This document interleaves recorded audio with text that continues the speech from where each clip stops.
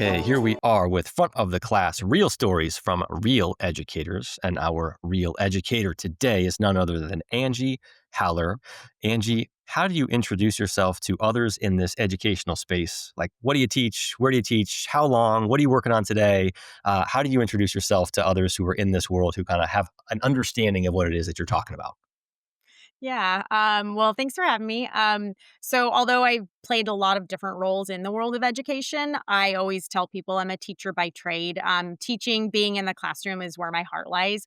I have done a few different things throughout my career. I've worked in private, public, charter schools. I've taught mainly elementary, upper elementary, but I've also kind of dabbled in administration. I've done a lot of teacher training. I've worked with teachers in a lot of different capacities. Right now, I am working as an instructor for Moreland, which I absolutely love because I get to work with teachers all the time, which is one of the things I love doing. Teacher of teachers right now. Again, so can't highlight Absolutely. this enough for those of you listening. If you go into teaching thinking, I'm just going to do the same thing for 30 years, here's another example where that's not necessarily true at all. You can kind of make this your own and take this down winding paths if you seek some more adventure within this profession as you like. And Angie, we'll go back a little bit and then we'll focus more on the theme here is we're going to be talking a lot about building teacher confidence in this episode today. But first, let's explore your path to building your own confidence. So, how did you start teaching? Like, how long ago was that? What was your first classroom like, et cetera? And on a scale of 1 to 10, what would you say your confidence level was within that first year? Like 1 being not confident at all, 10 being fantastic. And let's explore after that a little bit of how you built that over the years. So, where did you start teaching? When was that? And what was your confidence like that first year? Yeah, that's a great question.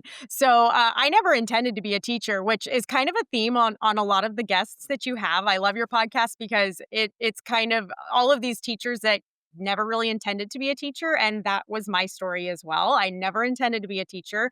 However, once I kind of found that path, I really fell in love with it. So I graduated college in 2002. Kind of fell into luckily my first teaching job. I was teaching fourth grade at a Catholic school, and it was a little bit terrifying. I mean, I was teaching, actually, I take that back. It was fifth grade. My first year was fifth grade there. It was a little terrifying. I definitely did not feel that I was a 10 in the confidence department. I had just come off of teaching first graders as student teachers as a student teacher, and so here I am working with these fifth graders, and I have all of these parents, and it was really just like incredibly overwhelming. And I think even now I look back to that first year of teaching, and I think every teacher does this where you look back after you kind of got some years under your belt, and I think, wow, did I know what I was doing? Right? Like how much I could have just served those students if I'd had a little more experience. So I definitely went into that experience not being confident, but I think that's one of the great things about teaching is that you have all of these people around you that are from all of these um, different walks of life, and they have all this different experience. And so when you're in a school and you can draw on all of their experience, it's a really quick learning curve. Yeah, perfect. And let's talk about that learning curve. And was there a moment, was there a year, the next year, 4 years in, whatever it was for you, when do you feel like it started to click where you're like, I feel really good in front of the classroom. I feel really good in front of the parents. I feel really good with my administration. So, for those who might be about to start their first year, or they're in their first year, or they're about to start their second, and they're still like, "Oh, this is hard. This is overwhelming." Give them a little preview of where the light happened for you. When did you start to feel like I've got a handle on this? I've got this. Like, we'll explore kind of what the things you were that build that confidence. But when did that happen for you? So it's interesting because I've been at a few different schools. And so I feel like I've had multiple moments like that moving from school to school. I will say at that very first position, it really honestly was probably my third year, my second or third year there. And what made a huge difference was the team teacher I was working with. She was slightly more experienced than I was, but she, to this day, is one of my mentors. My friend Kelly she was an amazing teacher. And she and I were able to work together. We actually ended up getting placed in fourth grade together and we planned together and, we shared ideas ideas together. And having that support, like having another teacher there that, can support you, that you can bounce ideas off of, that can, just kind of be that sounding board is so critical. And so even though I was still a really new teacher, I think having just somebody a little more experienced to kind of guide me and to be right there teaching the same things I was, and working with some of the same students, it was just a really great experience. But what's interesting then is, once I left that school and, I moved to California, I moved out of state. Got a job in a new school, and I feel like you almost start at ground zero, right? I'm working with a new population of students. I'm working in a huge district. I'm working with people I don't know. I have new administrators that I kind of feel like I have to prove myself to. So, and that again, I feel like I've had that experience at every location, right? So I've been in 3 different schools, and even starting working for Moreland. I think that as a teacher, you kind of go through these phases where you get comfortable and you build that confidence, but then something changes, right? And it might be a new school, or it might be that you're placed in a new grade level, or you have a new curriculum. I think that as a teacher, there's always challenges, which is part of why I think I like it. But it does mean that you're constantly on that journey to find confidence. I don't think it's ever something that you can look back and say, yes, like I've conquered teaching, like I've got it. I think that it's always going to be this like learning curve. Yeah, and I'd love to go back to that time with Kelly, your team leader you mentioned, who was a couple years more seasoned than you. Um, what are some of the things that she did to help you build your confidence? Like you mentioned, there's just having someone to bounce ideas off of, having someone a little more seasoned who's done some of the things that you're about to do or tried to do. But can you get into a little bit of the how? Like what did she do? Anything in particular, specifically, to help you build your confidence? Maybe try things, understand if they didn't work, how to handle it. What did she do? How did she help you in that regard? Yeah, so Kelly, she's just such an amazing she's an amazing human. She's such a great teacher. She's a principal now, and I think when I look back on our early years together, it was really interesting for me to watch her because we have very different personalities, both just in general and in the classroom. And so I would watch her like instantly build these relationships with students, and I would think like, I want to do that. How do I do that, right? And I would see, lessons that she had designed in ways that I just wouldn't have thought of.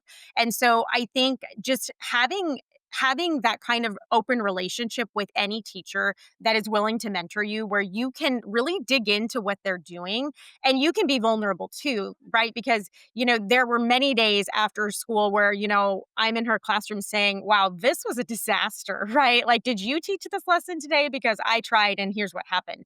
And I think sometimes as teachers, we hold ourselves to these really high standards. And so admitting that you aren't perfect is it's really hard because we have all this pressure, and we kind of think that we have to be perfect, right? But being able to be vulnerable with someone and just say, like, I tried this, it didn't work. What did you do? Can you tell me?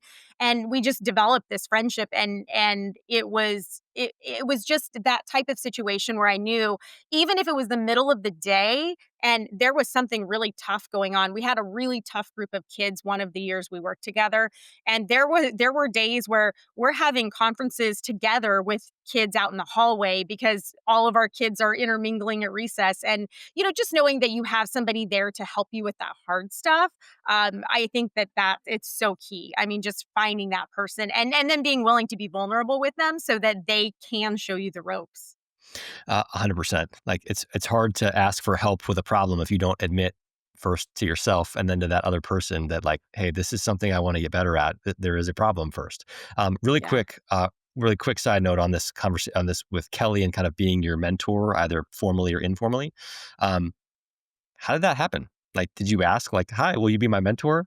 Was it much more informal than that? Of like, "Hey, you seem like someone who I've aspired to be like. Like, can I grab some time, 20 minutes once a week, and just throw some ideas out there, ask how you handle this situation?" Like, how did you establish that relationship for those who might be thinking, like, yeah, there's this other teacher over there, and I sure would like to learn from him, but like, how do I ask them that? Yeah, no, that's a great question. And I have a couple different actually scenarios that I can share. So with Kelly, it was interesting because the school we worked at was relatively small. I sort of fell into the position a couple weeks before school started. They needed a teacher. I happened to show up at the door, and so we were close to the same age. We were both teaching within a pod of fourth and fifth grade, so we all kind of shared students. So that made it a little bit easier. Where I was already with her in that context. There were four of us working together that we all shared students and taught different content areas.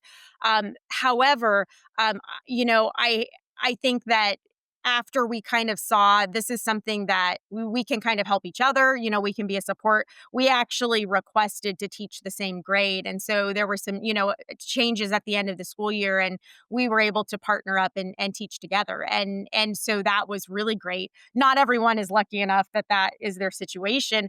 But I know too, in the other schools I've been at, like there are times when you just have to be willing to go to that teacher next door and knock on the door and say, hey, do you have a minute?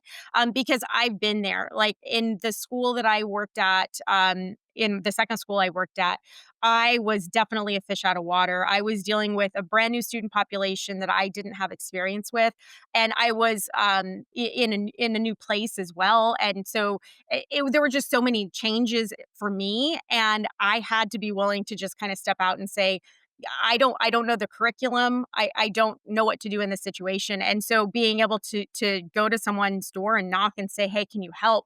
Which isn't always easy as an adult, period. But teachers are the best people. Like teachers are the best people to work with because I guarantee you, if you knock on a teacher's door and say, hey, I need help, you're not going to be turned down. I don't think I've ever been in that situation where, I've gone to another teacher and said, hey, I'm struggling with this and had them turn me down. So I think that's one of the great things about the teaching profession is that everybody there is really there for the betterment of the students. And if they can help you so that you can help the students better, they're going to do it. And now that you're in this more teacher of teachers role, maybe you are playing the role of Kelly to many other people.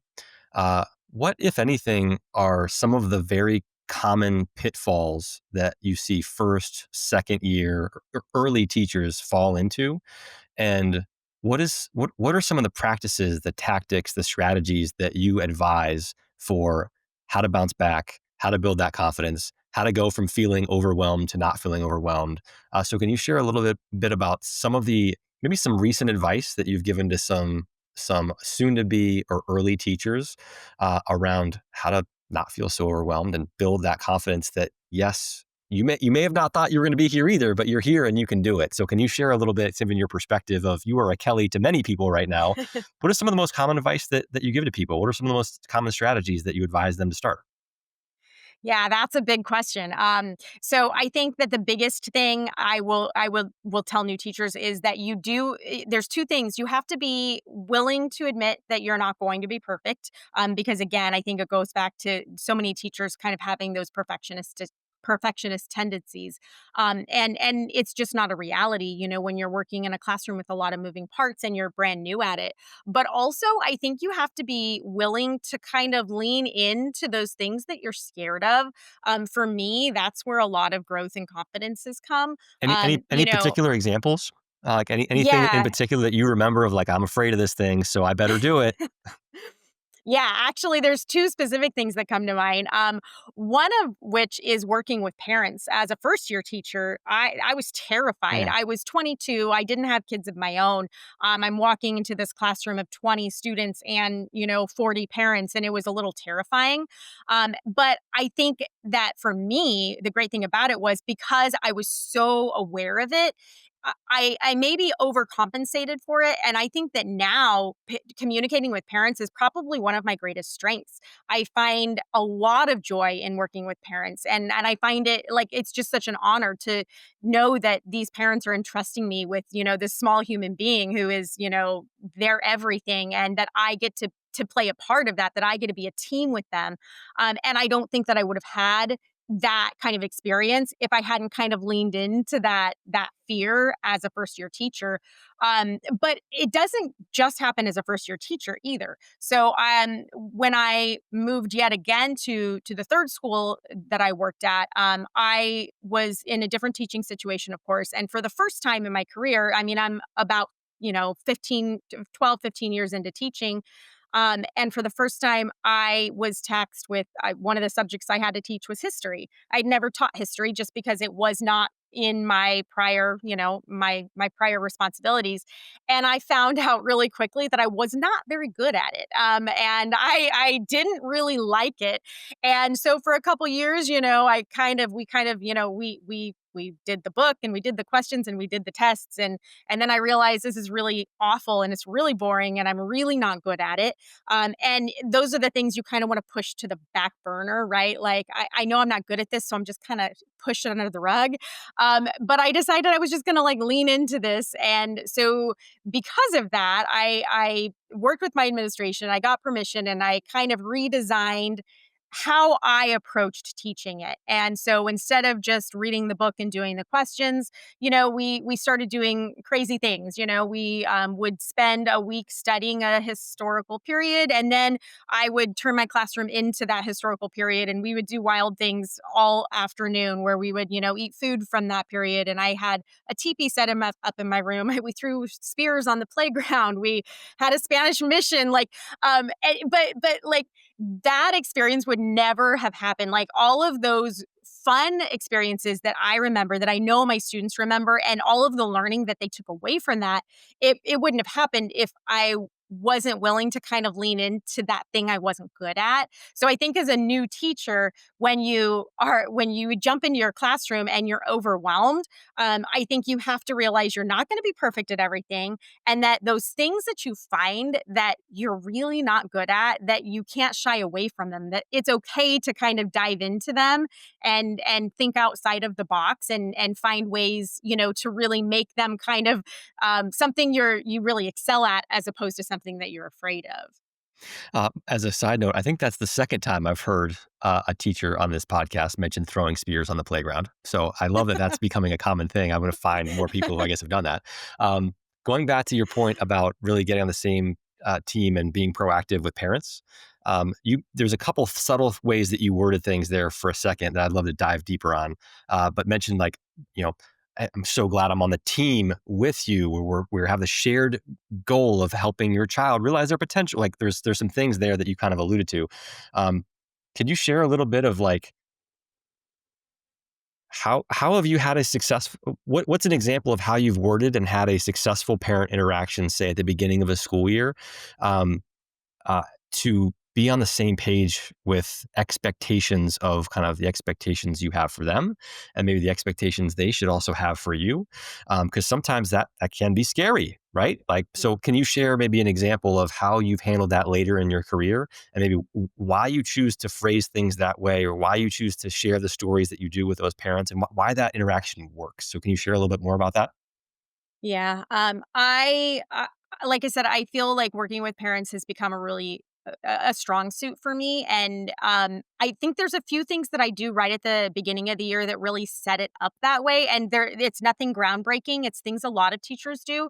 But that first introduction, of course, is important. The teachers want to know who their child's, or your parents want to know who their child's teacher is, and so reaching out, of course, meeting them at your open house, all of those things are important.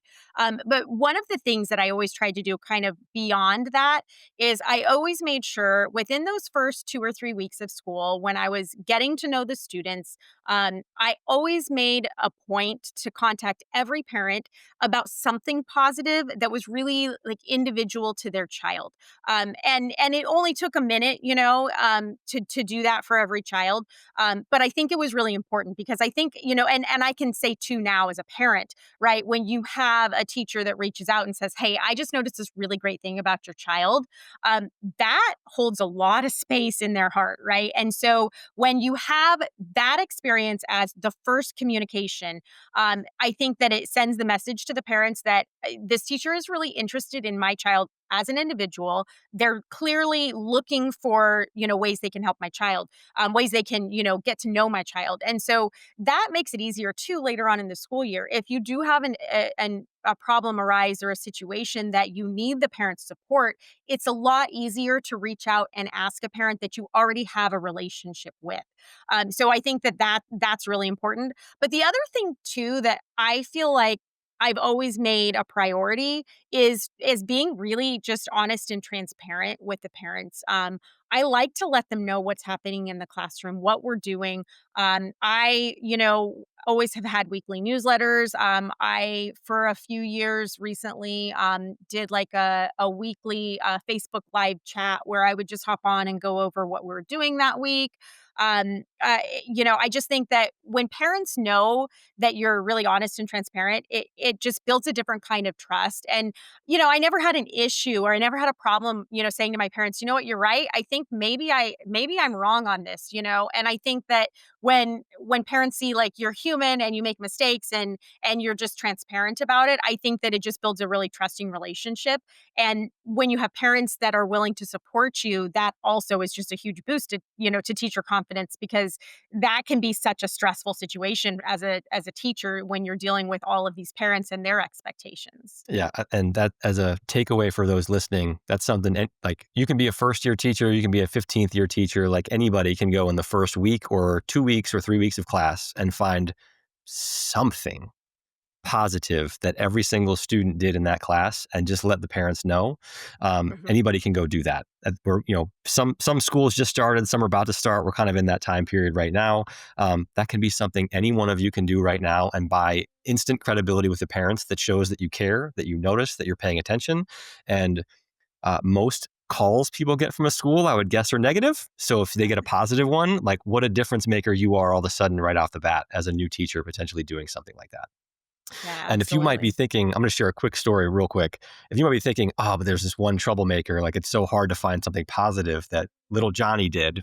Uh, there's a story I heard one author talk about going to public speaking course, and like everyone was supposed to come up and do like a quick 2 minutes, and this one person came up and just total bombed, like obviously very frightened, very scared, just not, no one was having a good time after that 2 minutes. And it's all led by someone from like a Dale Carnegie public speaking kind of coach. And that person just said, wow, that was really brave, right? Like you're obviously, terrified at this. It was really brave of you to get up there and do this thing that I'm sure was very scary for you. Um, the point I'm making there is just like there's almost always a little something positive that you can tease out of any situation. Even if the results were terrible, it was still really brave for that person to go face a fear that they were probably terrified of. There's almost always something you can Absolutely. glean. Um, so thank you for sharing all that about kind of building trust and confidence with the parents. I'd love to transition that into the actual students themselves. Um, what are some things over the course of your career, or things that maybe you teach new teachers to do in that first 15 minutes of a new class, or the first day, or the first week? Because again, you can employ something in February, but if you're a completely different person in February that you were in the first week, people are like, "Well, who is this person?" So, like, what are some of those things that you do uh, to develop that confidence in the first 15 minutes of a class, the first day, the first week, that again helps set the tone with the students of who you are as a teacher, what the expectations are. What are some things that you do, and some things that, or the things that you have done that worked really well for you, and some things that maybe you advise new teachers to do to be able to build that confidence early, instead of just, oh my gosh, there's 20 kids, they're all screaming, like what do I do? Like how do you combat that? What are some things that you advise folks to do in that situation? I think that planning and routines in your classroom are your biggest friend. Anytime I work with brand new teachers, the best advice I can give is when you're approaching a school year, which, like you said, a lot of teachers are getting ready to start right now. And whether you're a brand new teacher or you've been teaching for many years, my process would be the same.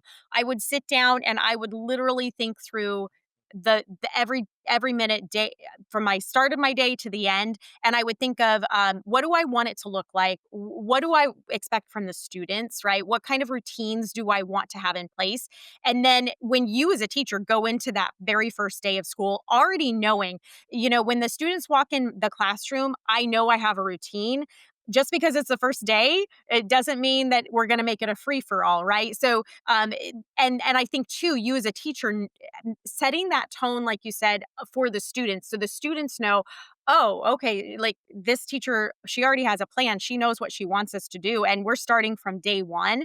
I think that that's really, really key. The best teachers that I've observed, the teachers who I think are the most effective, are those teachers who have really solid routines, procedures, and expectations in place. Because then the students, there's no guessing for them. And I think that it's important to remember too that as a teacher, we have nerves on the first day of school because we have these brand new students walking into our room. But we also have these brand new students walking into our room who have nerves about being there because they're with a brand new teacher. No teacher is exactly like their prior teacher. And so it kind of it sets that anxiety, it kind of pushes the anxiety down for students too when they know, okay, this teacher has a plan, she's going to tell me what to do. There are already expectations in place, and so I think that that is going to make your entire school year, it's just going to make it run a lot more smoothly when that's how you approach your very first day, that very first couple weeks of school, is just by setting up those routines and expectations for the students. Perfect. And are there any particular expectations? I realize every teacher, many teachers might want to set those up themselves, right, based on their unique personality, being authentic to them. For a teacher who might say, "I've only ever student taught for 3 months. I'm not sure what my expectations should be." Have you ever, out of curiosity, have you ever shared a script or like, "Hey, here's how I might approach my first day. Here's some common expectations that you might want to set." So for someone who's feeling lost, of like, I don't really know what expectations I want to set, any words of wisdom of some things that you might advise that person to potentially explore sharing on that first day? Yes, I think that you can kind of look at this and go down kind of two different avenues, if you will.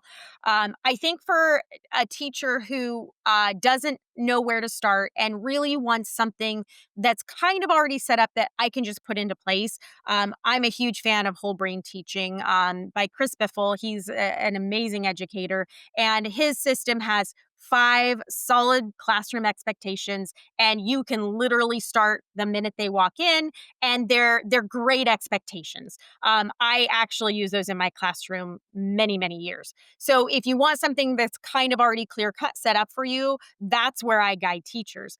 And could However, you tease one or two of those? Maybe not all five, but could you tease yeah, a sure. couple of those? Yeah, so whole brain teaching is fun because it's all about TPR, movement and lots of repetition. So they have hand motions that go with them. So the expectations are really simple, like raise your hand for permission to speak.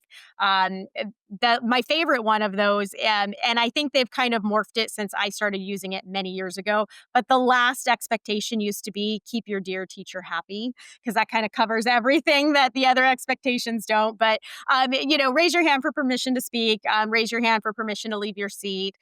They're very just common respect kind of expectations. But my favorite thing to do, and this is kind of going down the other path of thought where you involve your students in creating those, which honestly, that's really, in my opinion, the way to go, because when you allow students to kind of have a say in it, you're going to have a lot more buy-in. And I was kind of able to use both trains of thought. So what I would do with my students, and I think you could do this even with young students, is when they would come in on that first day and we're ready to talk about expectations, I would give them three sticky notes and I would have them write, what do you think are three important classroom rules? And they didn't have to put their name on it. They could write anything they thought was important. Hmm. And then we would create an infinity diagram on our whiteboard. So they would take turns coming up. They would place their sticky notes on the diagram. And if they thought it kind of matched someone else's, they placed it going vertically. If it was different, it was horizontally. And then what we would do as a group, as a whole class, is we would look at those and look for themes. So we would see that there was a lot of students who said things like, don't push, don't shove, don't, and so we can couple those into, a classroom norm that says be respectful to others, right? And so I think when you do activities like that, you as a teacher don't have to have all the answers because the students already know. They, unless you're working with very young preschool, kindergarten students, if you're working with students older than that, they know what the expectations are that they want. And so you can really get a lot of student buy in if you kind of involve them in that process. And then you as a teacher can just kind of guide it to make it end where you're comfortable with it ending. Perfect. Thank you for sharing that. Right. So there's a couple for teachers out there of some things that you can either just go steal some of those, raise your hand when we speak, some of those examples, Mhm. or co-create the experience with your students early on in that process. There's a couple things that potentially you could go take away and utilize right here from this very podcast. And I'm curious, are there any times where you specific examples or times where you felt like, oh man, I don't know if I can do this. I lost it today. This was a rough week, a rough month, or I really had a bad lesson that day. I wasn't, whatever it is. Any particularly tough moments that you can recall in your teaching experience, and how'd you bounce back? Like how do you go back and rebuy that credibility either with that student or that parent or that administrator or whatever it may be? Because the reality is, we're all going to make mistakes, as you said. Sometimes those are going to be understood. Sometimes that might require a little apology or a little something on our side to be able to go make amends. So, any particular examples that you might be able to share in your career where you just felt like, I'm off today, or I really didn't handle that well, and how do you bounce back? And maybe if your example involves an apology, how do you do that? So, how do you bounce back from those tough moments? And what's an example? Yeah, gosh, I could give you a lot of examples. I think in teaching, like, there's a lot of room for making mistakes, right? I think though, like when I think of it, when I think back on all of the different things that have just really gone awry, I think for me it just kind of goes back to that idea of being transparent and human, right? Like I have had lessons that really were a disaster, and there are lessons I've had where at the end of it, I just tell the students, you know what? We're just going to try this again tomorrow, right? Like it just wasn't our day. This just did not work. But also I'm a huge fan of just being real with students, right? Like we're humans and we have things happen in life and we have bad days too. We come to school sick and we our favorite pet dies, right? Like we have those things happen. And so I think in being honest with students and saying, I'm really sorry that I was so on edge yesterday, but like, here's what happened in my life. Like, my cat died and I was really sad and I took it out on you guys and I shouldn't have, right? But also, I do the same thing with the parents and I like to think that I've done the same thing with administrators. I think it's just like I said, it just comes back to being able to be vulnerable, which is not easy.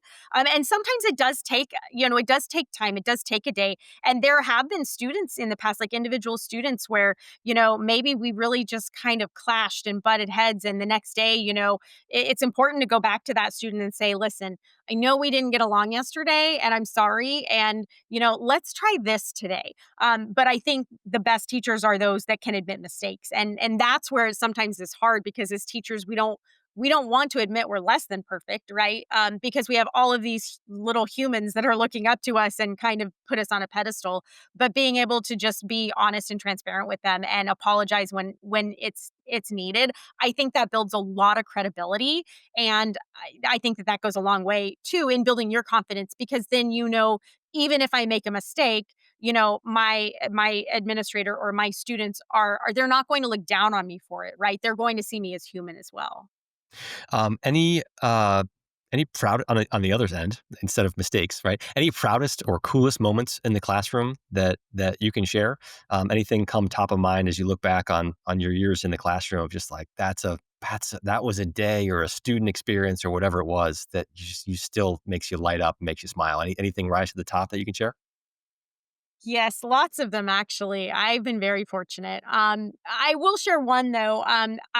Several years ago, I was lucky enough to have a student teacher in my classroom which is important to the story because at that time, this was a week where we had a lot of teachers out sick. We were really short on substitute teachers. And there was a class of fifth graders. I think there were fifth or sixth graders. And they didn't have a sub for the teacher. So I said, you know what, let my student teacher stay here. I'll go sub for this other class. They happened to be a group of students that I had taught previously and I loved them. So it wasn't any, problem for me to go spend the day with them. But for me, it was really validating because when I walked in and they saw that I was going to be their sub, like I got this like hero's welcome, which it's always, heartwarming. But for me, I, I think that it kind of drove home the point that like, as a teacher, I don't know, it's not always about how how fun the class is, how much of a friend you are to students. Like my students knew I run a tight ship. I make them work and I make them work really hard and I make them work really hard every day. So walking into a classroom where they had already experienced me for an entire year and they were still happy to see me, even though they knew I wasn't going to be a pushover sub. They knew they were going to have to work.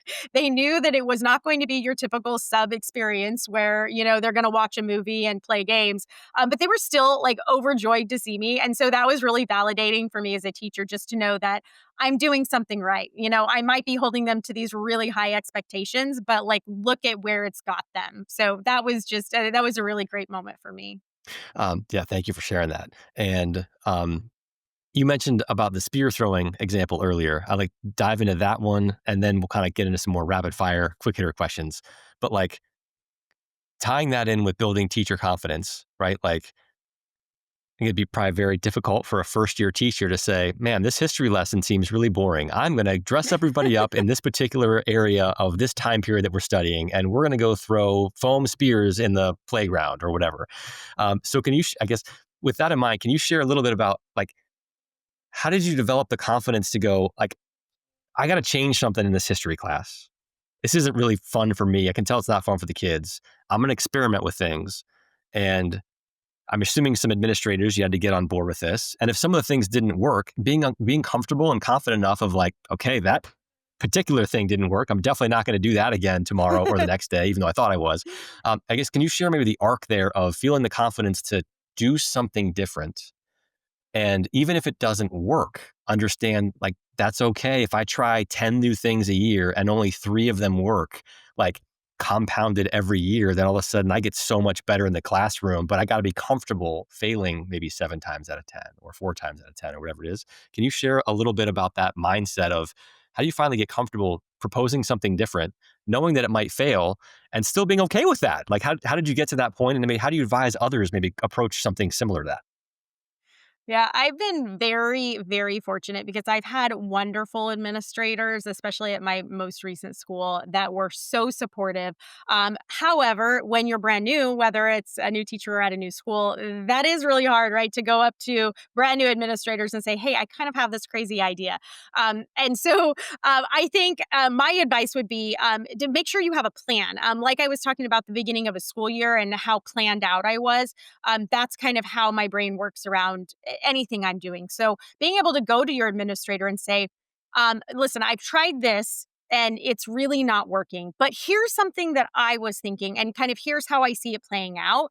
I think when you go prepared with a plan, it not only gives you a little more confidence in showing that you've already thought through how you want this to look, but it also lets your administrator see that too. So they can say, well, I'm okay with this, but let's try this instead, or yeah, go ahead and try it. Let me know how it goes. And again, too, like you said, you have to be willing to fail and to admit that because I'm sure if you talk to the administrators at my previous school, they could tell you some of the things I did that maybe did not go as well as we had hoped. And so, you learn from those and you take bits and pieces of each and you just kind of meld it into, the things that do work. Because I mean, with teaching, that's the thing. Every year you're going to have a new opportunity and every year you can just kind of start to refine and revise what you did. But I think that not becoming stagnant is probably the key there, because if you are afraid to try new things and afraid to fail, what can sometimes happen that I've seen happen is you just kind of become stagnant, and you might be teaching the curriculum, but you may not be reaching students in the ways that you think you are. 100% yes. The way I remember that in school was the teacher who just gave a bunch of multiple choice quizzes and tests that were obviously, I'm sure, very easy to grade, but my gosh, was it just like like we're not we're there's no dialogue here. There's no like, well, if this, then that. Like, how might I think about this? That at least that was an example I remember of like, oh, I think this teacher is maybe checked out a little bit. Like, there's no conversation, there's no essay, there's no how might that work. It's just all A, B, C, D questions. I'm like, this is actually a really boring class. No thanks. And it's Uh, boring for the teacher too. I mean, in most cases, the teacher's not having fun either. That's a huge red flag. Yes. Well, a couple more rapid fire, quick hitter questions. And we hit on this one a little bit earlier, but to someone who's maybe about to start their first year teaching right now or next week or last week, because there's many teachers experiencing that right now, uh, what's the number one piece of advice to someone you'd give in that situation? Or what's the number one piece of advice you'd go back and give yourself in that very first year of teaching if you could? Gosh, so there's two specific things that I, for years and years and years, have always thought of when it comes to just kind of like my teaching philosophy, and when I'm struggling, like I always come back to. And they're not any profound quote. I don't even know who said them, because I there's something from many years ago. They're both actually sports related, but I think that when anything gets tough, like that's kind of what I go back to. So the first story is about a young man who decided he was going to coach a baseball team, and he'd never done it, didn't really know what to do. So he asked, a experienced coach, what do I do? And this coach told him, whatever you do, just make sure they're practicing batting. Like you have, in order to win, you have to score runs. It's all about the at bats, and that to me is something that I replay in my mind for every lesson. It's all about the at bats. If I have students struggling with something, whether that's learning the rules at the beginning of the school year or multiplication tables or anything else that I'm teaching, it's about the at bats. Like I have to give them multiple chances to practice and show them what that looks like so they can be successful. So that for me has always kind of been something that I come back to when I have those situations where they're just not getting it. What do I do? And then kind of on a broader spectrum, there's a quote, and it's about tennis, which I don't play, nor have I ever played tennis. But the quote is that life is like tennis, that those who serve well seldom lose. And to me, like that's really the heart of what we do in the classroom. So like always remembering to go back to that. Like I feel like we're serving students, we're serving parents, right? Being that guide for their child. And I think that serving others in life is a huge joy. And so, I always just kind of try and come back to that. Like if I'm serving others well, then I can consider it a success. On the note of getting all the at bats, which thank you for sharing that. In a similar vein, Jerry Seinfeld, right, most popular show probably of all time, has famously talked about how writing a hit sitcom is just a game of tonnage or at bats. He's like, there's times where like I would just write every day, 3 hours a day, 5 hours a day, didn't matter, but you can't miss a day. Like you just gotta go do it. And so on some level, like new teachers, like sometimes you just gotta go do it. And then if it wasn't a good day, like cool, like on the couch, like what am I gonna do differently tomorrow? Right. You just gotta keep doing it and keep iterating. Um, did you get your master's? And if so, when in your teaching career did you choose to do it? And what did that unlock for you? Yes, I have my master's in educational leadership. I decided to go back and get my master's probably at the worst time ever. I had three children, two of them under the age of three, and I commuted 150 miles daily to my school. And I went back for my master's. I don't regret it. It was really a hard time. It was probably about halfway through my career, so I probably had close to 10 years under my belt. I was outside of the classroom at that time. I was working with teachers. I was an academic coach, a program improvement coordinator, and I needed that because they were essentially transitioning my position into an administration position. So I decided that I was interested, and so I did get my master's, and I took that position in administration for a year. It wasn't really my cup of tea. I just wasn't where my strengths lie. I missed the classroom, and I ended up going back to the classroom.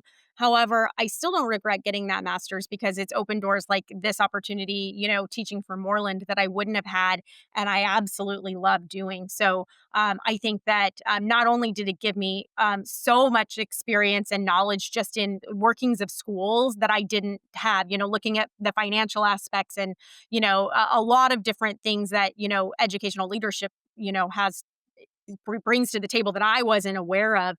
So I have that knowledge, but more so than that, it kind of opened the door for me to do what I'm doing now, working with teachers at a higher level, which I love. And with all the teachers that you are able to work with, do you have favorite examples of how any teachers are potentially approaching AI in their classroom with their students? Anybody who you've heard speak about what their approach has been, and you thought, "Ooh, I really like what you're doing. I wish more people maybe were considered that." Anything that you're seeing in the AI world in the classroom that you really appreciate, respect, would emulate if you're back in the classroom today? Yeah, AI, it's like one of those hot topics right now. So we do talk about it quite a bit. I think that AI, a lot of the teachers that I work with use AI for really great planning purposes, like for themselves, like to plan lessons or to differentiate like the level of text in a passage, which I love. I wished I had that tool 10 years ago. But one of and I can't recall what candidate shared this with me, but one of the ways that I think AI can be really leveraged in the classroom is by posing something to AI and then having your students kind of critique it, right? So, like if I'm a fourth grade teacher, I could give AI our essay prompt, have AI write it, and then have my students kind of dissect it and evaluate it. I think that there's a lot of value in that because I think then we're teaching students not only that, yes, we can use AI to complete these tasks, but I think we're teaching them to really think critically. And I mean, I think that's where teachers are concerned about AI is it going to take away that critical thinking and that creativity? Whereas if we can leverage it for our use so that we can show students how to think, critically about, something like an essay or anything that AI has produced, I think that that has a lot of value. Yeah, I like that example of instead of, "Hey, write this essay, kids." Oh, I caught you. You obviously use Chat GPT of like, all right, well, hey, let's use it together, and now like let's critique. Like, what about this is good? What about this is bad? What about this is not clear? Um, Absolutely. let's run it through another one. Now you can as same kind of questions, and now like you're getting at the thinking aspect, which is the whole in theory the whole point of the essay is the thinking aspect, and that's really what we're after. So thank you for sharing that. Um, what to you is the single number one best thing about this profession, education, especially considering you never thought you were going to get into this, and now it's been your entire career? I I like the creativity. I mean, I've always said, of course, everyone who's a teacher likes kids. Of course, you don't get into teaching if you don't. But I like kids, but I like teaching and I like that creative element of it.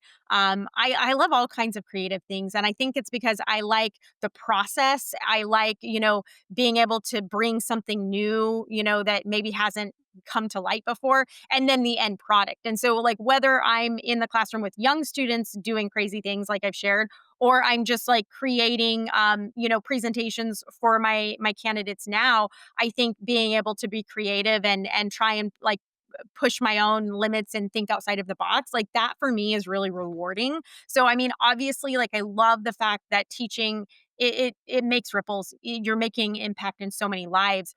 But it also fulfills me because it fills that need that I have to just be creative and share it with others.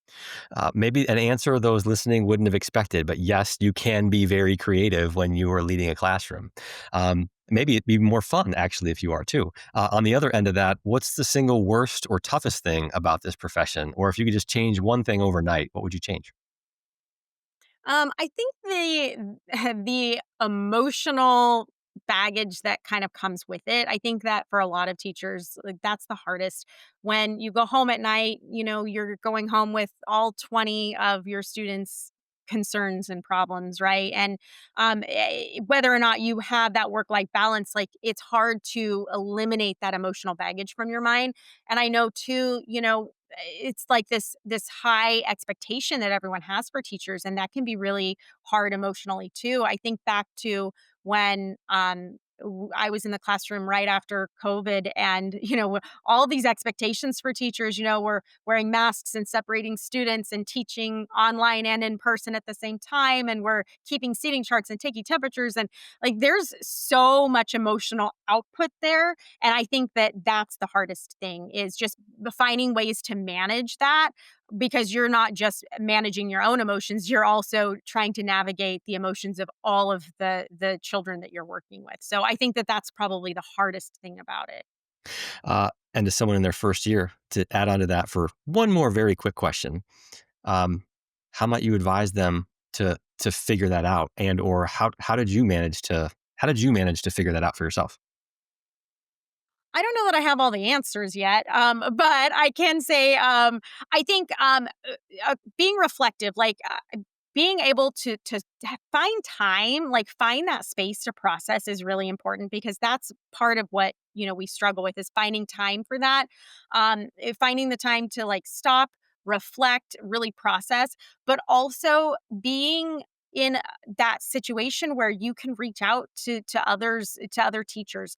Like I know I already said, we talked about that at the beginning of the podcast, but having someone, whether it's just the teacher next door, or whether it's your friend who's a teacher 5 states away, having somebody who can relate to that is really important. Because I know, like, I can come home and I can share with my husband like all of the stresses of the job, but it's different when you haven't experienced that. So having a teacher that can also kind of relate to that, I think that that's really important, because sometimes I think as teachers we just kind of need to like drain that emotional energy, and then we can kind of start to process ourselves, but you need somebody who can kind of understand that. Yep. And last question. Any final words of wisdom, especially as it relates to teachers out there again feeling, oh my god, this is hard. I feel overwhelmed, and building that confidence and where they might start, or one thing that they might be able to put in practice or try tomorrow. Any last words of wisdom to that teacher out there who might be feeling not very confident going into tomorrow? Anything that maybe you've already said, or anything new. So any new or repeated words of wisdom to that teacher who might be feeling a little low and they could use a little boost. Any words of wisdom to that teacher as it relates to kind of building their confidence in the classroom and being able to run it well with their students and their parents and their administrators? Yeah, so this is something that I actually I shared on the webinar, but early on in my career, somebody told me that you should keep for yourself a why I teach file. And for me, it's just a huge manila envelope, and I have just such a vast collection of really random things in there. But I think that as teachers, we're all going to go through that, right? And so having something that you can go back to and reflect on, think of, these past students who impacted you, or these experiences that really changed you as a teacher, and being able to, again, take the time to stop and reflect on that, and remember that even if things aren't okay right now, like we're going to go in ebbs and flows. It's just kind of part of the world of teaching. But having that file to think back on, it's so powerful. So if you're a brand new teacher, start that file now. When a student writes you a note, when you get a parent email that really touches you, you get a note from your administrator commenting about something great they saw, like save those things for yourself, because it is important for you to be able to reflect on those and build yourself up as well. Perfect. Thank you so much, Angie. We explored a bunch of ways, well, for teachers to build confidence, and things that they can potentially go put into practice even as early as next week, like co-creating the way this class is going to run with your students, or using the other tools and the 5 rules that you shared.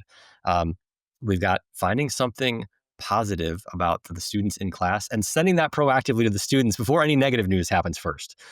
And that file of why you're a teacher in the first place, with backup examples of the positives so that you can remember those on some of those tough days. So bunch of actionable advice in here that folks can potentially go put in practice today, tomorrow, next week, on their quest to go build that confidence and be the best teacher they can be. So Angie, thank you so much with this phenomenal examples of a real educator out there sharing real world stories. Appreciate you so much. Thanks so much, Spencer.